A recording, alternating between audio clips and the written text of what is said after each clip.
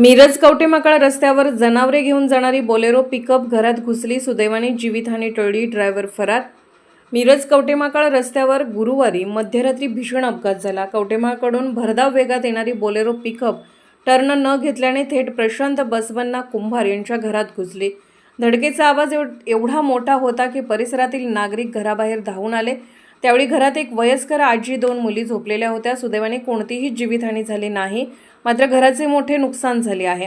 अपघाताची माहिती मिळताच पोलीस हवालदार भटकर, शिपाई भस्मळे तसेच डायल 112चे चालक सूर्यवंशी यांनी घटनास्थळी धाव घेऊन पंचनामा केला।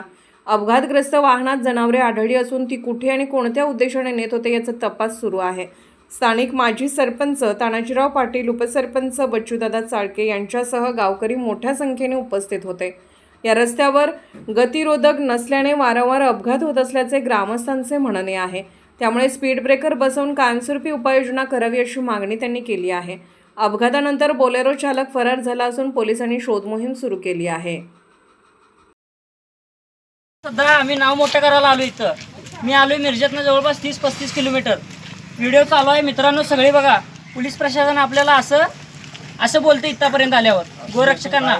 हल्ली गोरक्षकांना तसंच म्हणलं जातंय, गोरक्षक गाडी लोकांचे पैसे घेतात आणि इथं साहेब आल्यावर आता असं म्हणायला लागल्यात। आतल्या जनावरांची संख्या सांगा। जनावरांची संख्या 8 आहे। जनावरांची संख्या 8 आहे आणि 2 लहान पाडे। चल गा येऊ दे।